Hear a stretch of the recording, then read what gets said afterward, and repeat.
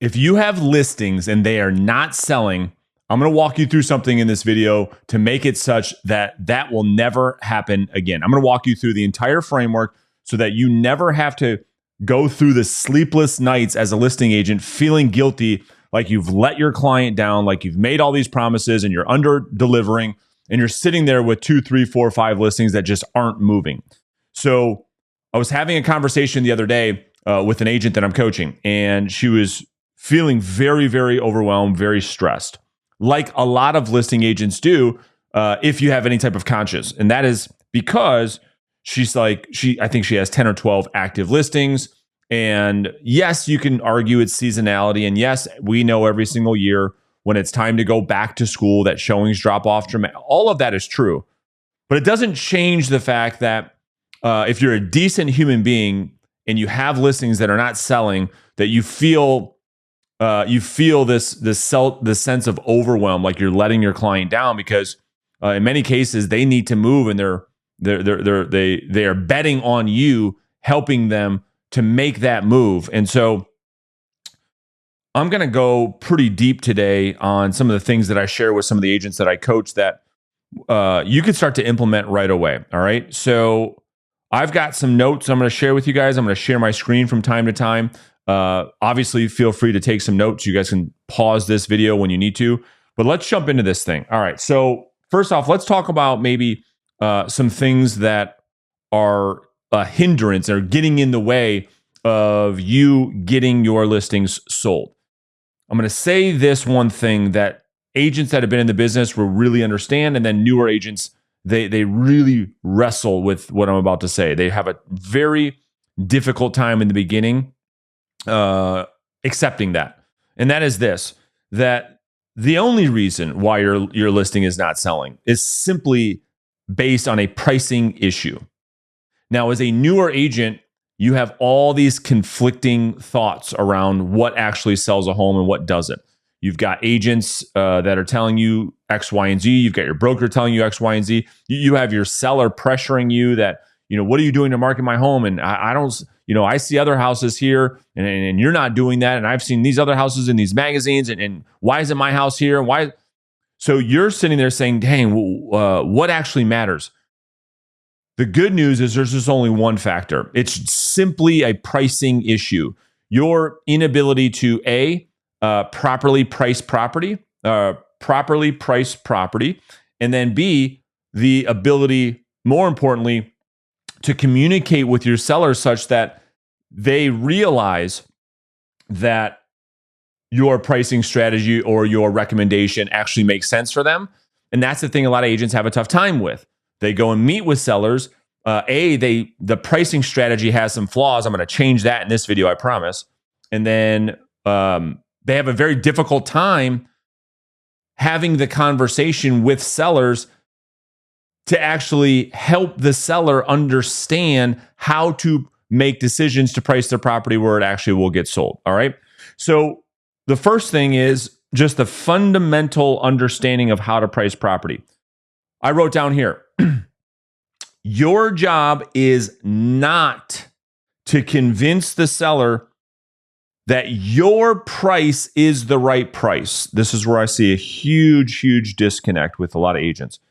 They want to go in and argue with the seller. Well, I think we should list the property at this price because of this reason, because of this reason.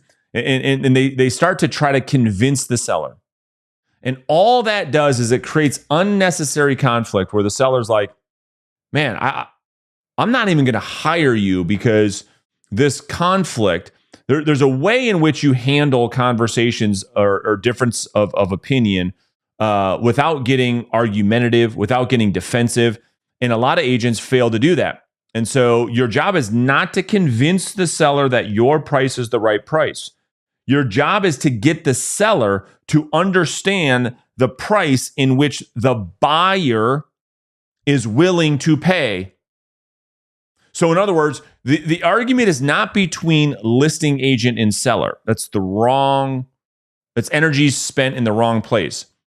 Because listing agent and seller are on a team, and their job is to try to understand how do we get the buyers to pay the most for this home? So oftentimes when I'm meeting with sellers, and like it does on every listing presentation, you're talking about pricing.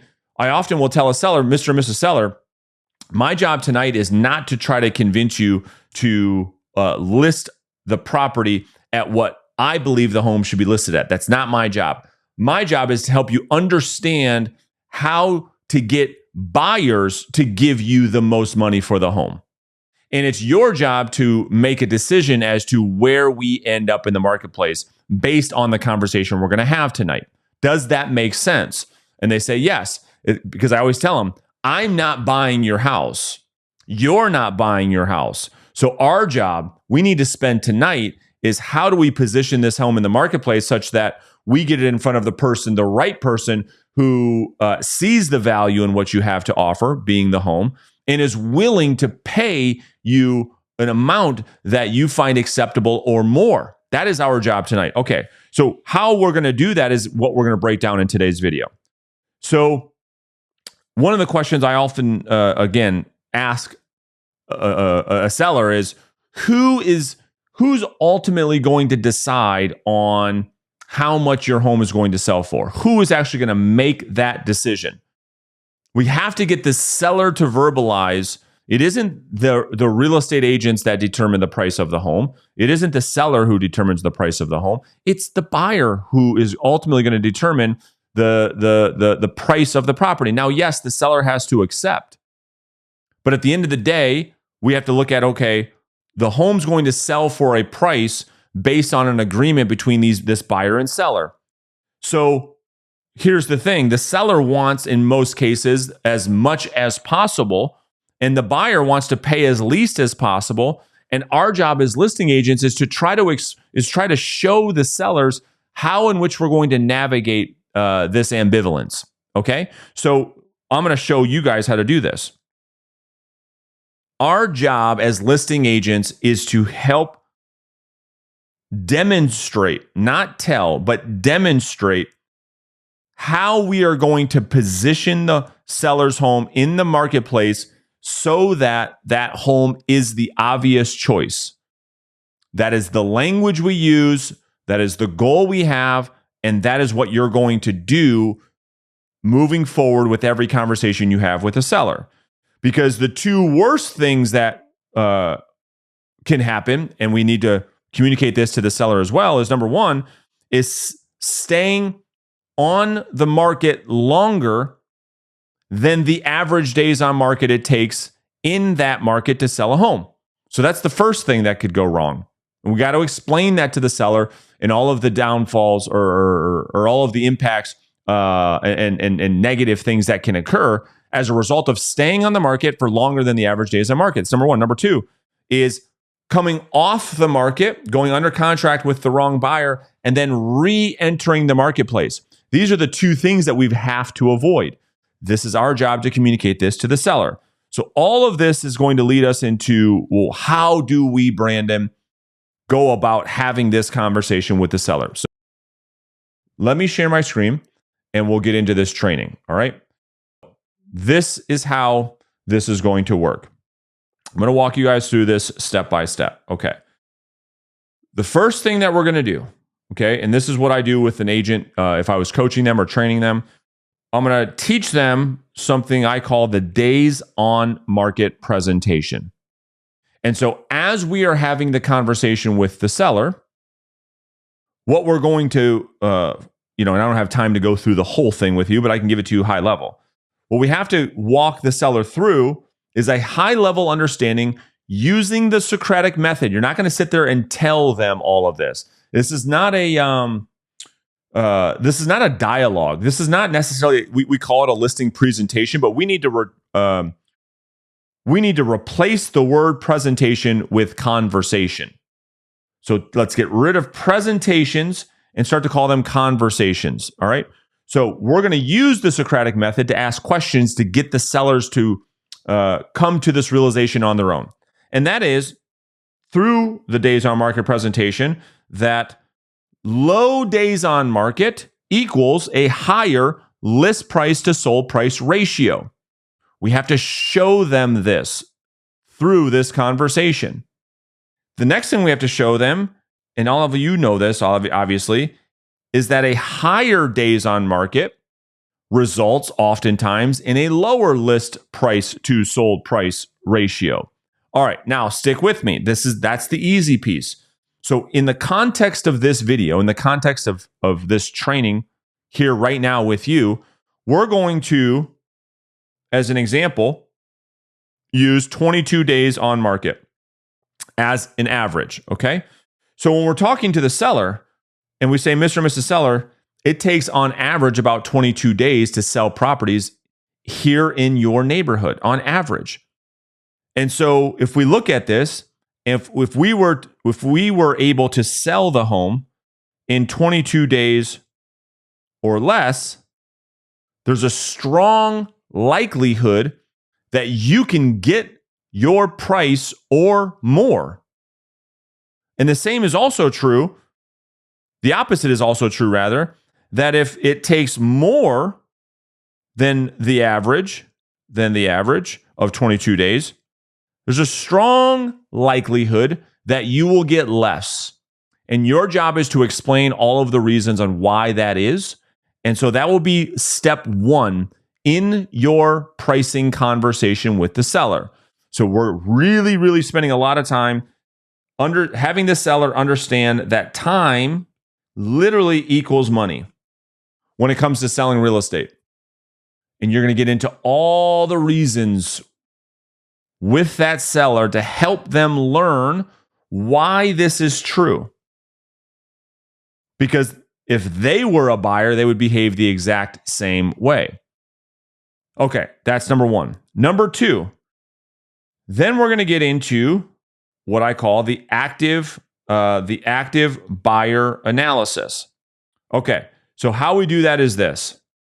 The active buyer analysis has two parts, all right? Part one is when we're going to look at the showing activity report. You're actually going to show them that. And then part two, which I'm going to share my screen, I'm going to show you guys this in a second as well, is something we call price bracketing. So let me first show you guys what I mean by the showing activity. All right, so I can blow this up a little bit so you guys can see this. But one of the things that you're going to want to do at every single one of your listing presentation, I'm sure that at some point in your career, you've probably seen some type of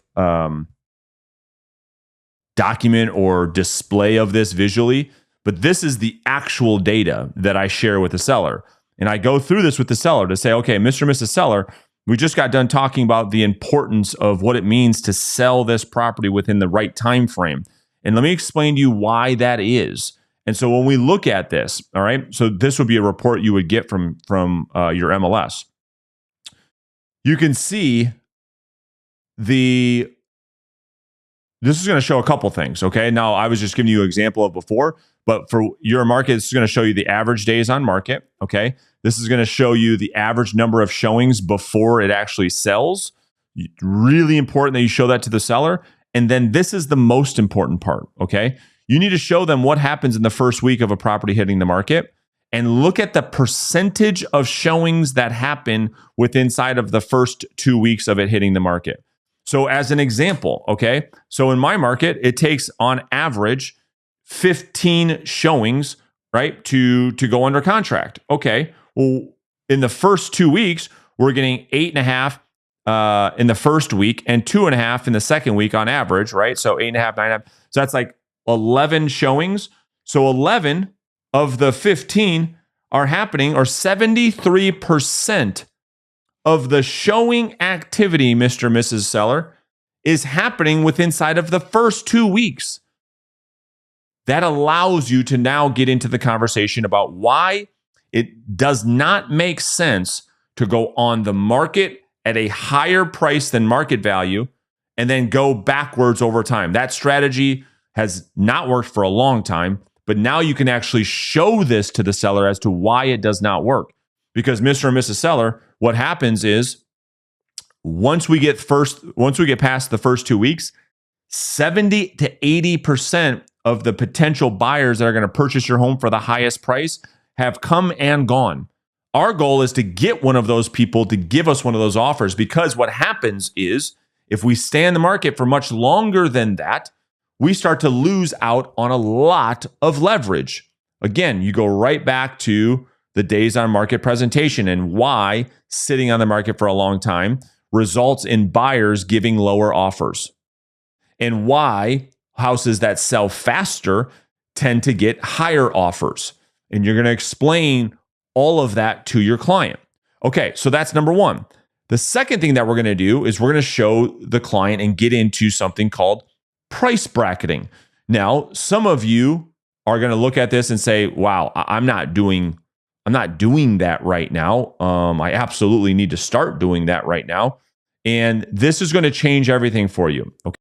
All right. So let me show this to you guys. All right. And so you're going to for maybe, I don't know, the first time, really be able to show sellers what we would call an active buyer analysis. You're going to be able to break down exactly what's going on by price bracket right now in real time in your market, where the showing activity is happening.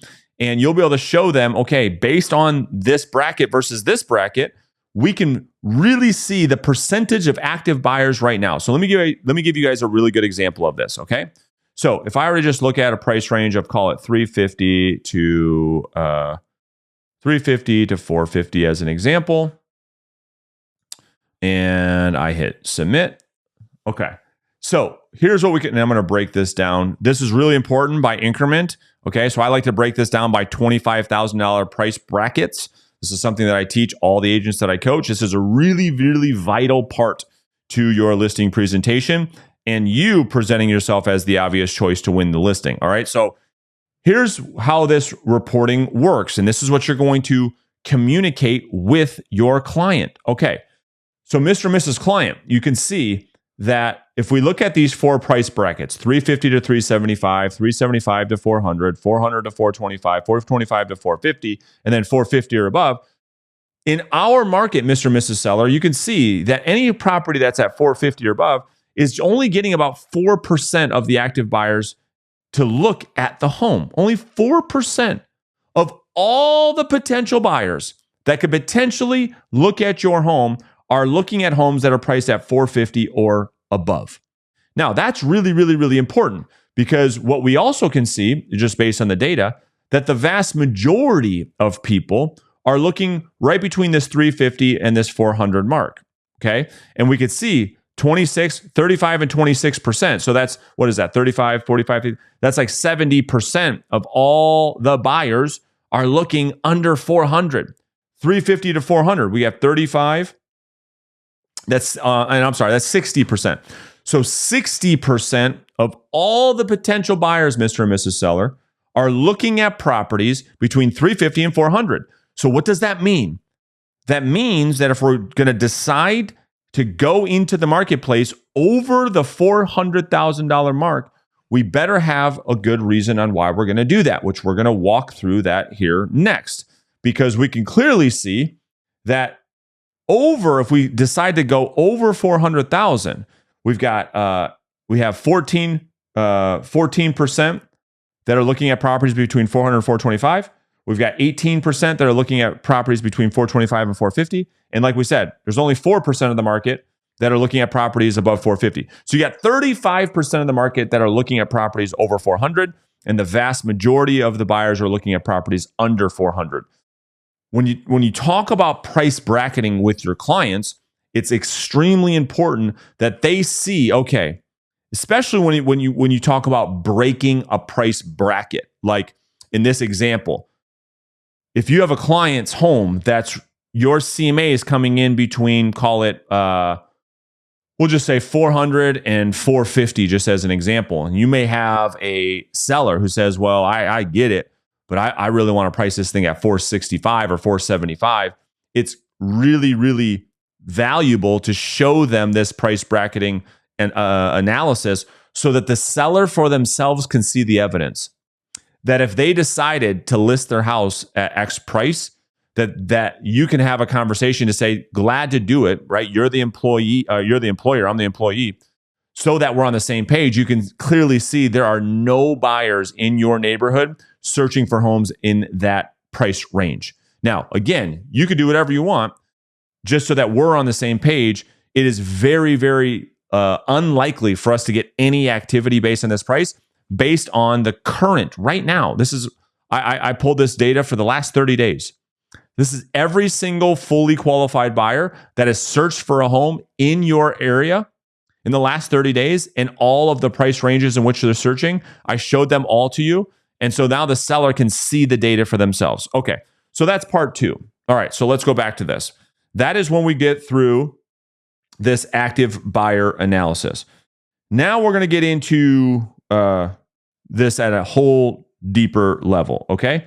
So now we're going to get into what we call the buyer comparison exercise. All right, here's how this works. So we have a document that we provide, that we go through with the seller, and it's what you can kind of see on screen right now. All right. So how this works is the stars represent desirability. And so we go through this with the seller to say, okay, Mr. and Mrs. Seller, this is how this works. This first column represents features and benefits of a home. And when we look at a home as a buyer, we're looking to say, okay, if I'm looking at this home versus that home, does the home have more features and benefits? Do they have the same features and benefits? Or does one home have less features and benefits than the other? That's the first thing that we look at. Features and benefits could be updates, could be location, could be amenities, et cetera, et cetera. Once we've established features and benefits, Mr. and Mrs. Client, as a buyer, the next thing that we tend to do is we say, okay, well, what is the price?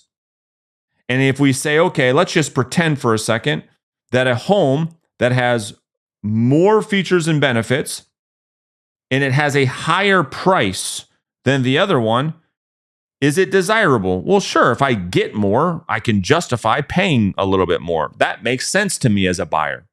Got it. Okay. If the features and benefits of the home that you like has more features and benefits than the other home, and it is priced the same as the other home, does the desirability go up or down?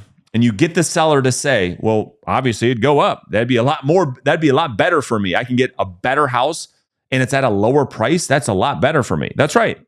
So we would give that a 2-star from a desirability. And then lastly, if the property that you like has more features and benefits and it is at a lower price than the other homes it's competing with, does the desirability for the buyer go up or down?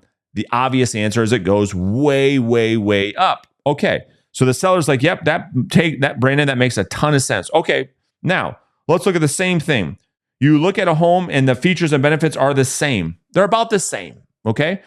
If one property is significantly priced higher than the other, that property is going to end up on the expired listing list. And we didn't get into it in this video, but we always walk the seller through at the beginning of our conversation a list of all the homes that expired and why they expired. That property is going to end up on the expired listing list. If 3 or 4 properties are roughly the same and one is significantly priced higher than the other ones, that's going to be the one that doesn't sell. That will be the property that helps the other 2 or 3 sell. However, if both properties are the same and they're priced the same, you would give that 1 star. Would that be fair? There'd be a chance you might buy that. If 2 properties are the same, but the one that you liked had a lower price, is it more desirable? And get the seller to say, yeah, that makes sense. If I'm looking at 2 homes and they're about the same features and benefits, I get about the same thing with both of them, but one's priced significantly lower, then yeah, from a buyer's perspective, of course, that's better for me. Okay, got it. So we've talked about what happens if a home has more benefits and how that price aligns when buyers are comparing homes. Lastly, let's talk about what happens if there is a home that has features and benefits that are less than the home maybe someone would be looking at. So if that home, it has less features and benefits and it has a higher price, it ends up on the expired listing list, doesn't it? Yes, it does. If the property has less features and benefits than the other home and it is the same price, what happens? That thing ain't selling. The only way that that home is going to sell is if it has less features and benefits. It has to be priced lower than its competition. You would agree with that, Mr. and Mrs. Seller, yes? Yes. All of that, Brandon, makes a ton of sense. So you walk them through what we call this buyer comparison exercise, okay? I'm flying through this. Obviously, there'll be some dialogue, some questions, some back and forth. But I just want you to get the concept of this thing. You want the seller to see this visual. You really want them to grasp this idea that more features and benefits, okay, can justify a higher price. That's fine. If it's priced the same, it goes up in the eyes of a buyer. And if it's priced lower with more, well, it's the obvious choice. You want them to see that and feel that. You're going to go through this the same piece around features and benefits that has the same, and then what happens when properties have less features. Okay, now, the fourth part, once they've gone through that exercise with you guys, all right, here's how you're going to go through part 4. This is the last part of the pricing presentation. Right now, you might be saying, dude, I don't do any of this. And that's why I'm going through this. This is the extent that I go through with a seller to really get these things priced correctly, okay? All right, so then we go through and our pricing strategy is highly based on pricing against active listing competition. So most of the time, we are going to physically show the active homes on the market to our seller so that they can not only understand their competition, but they've walked through the competition. They've felt the competition. They've smelled the competition. They know everything about the competition so that we can do this active competition analysis together. All right. So this is how we go through this. This is how we help the seller arrive at the right answer. Remember I told you that at the beginning of this video? You're not just going to show up and say, here's my CMA. I think we should price it at 500. And the seller says, yep, I agree with you, Bob. I think you're right there. No. You actually have to go through it and show them, demonstrate it. Okay. So we go through this first active, 123 Main Street. It's priced at $459,000. It's been on the market for 39 days. Remember, the average in this example is 22. So Mr. or Mrs. Seller, this is a property that's been on the market for longer than what every other home takes to sell, okay? So the question we first have to, now that we've walked through the property, do we believe it has more features and benefits than yours, the same or less? Well, Mr. and Mrs. Seller says, well, it's about the same, Brandon. I would say it's very comparable to ours. And I would say, okay, fair enough. This is the seller saying this, you guys. They're filling this in, okay? So they say it's about the same. Okay, we'll circle the same. Because it's the same, okay, we've got some choices to make just based on this property. This is not the price of your home, but conceptually from a pricing strategy, this is going to help us get to the right place so that your house becomes the obvious choice. We already talked about if both homes are the same and we list it higher than this property, we already know buyers are not willing to pay this price right now. Well, why? Well, because it's been on the market for 39 days and it hasn't sold, where every other home is sold within 22 days. So we already know $459,900 is already too high. So to list it higher would just end up on the expired list. You agree? Mr. and Mrs. Seller says, yeah, Brandon, that makes a lot of sense. They can't argue with that, okay?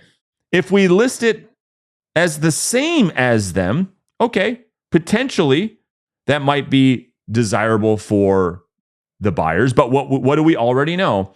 We already know that this property that is roughly the same as yours, priced at $459,000, been on the market for almost 40 days. No one's bought it. And every other home is selling for $22,000. What do we think is happening? What do we think the buyers are saying, Mr. and Mrs. Seller, about the property, 123 Main Street? Price too high. Okay, so we probably don't want to price it the same. The only thing we could do in order to stand out from this property, to have this property help us, is to do what?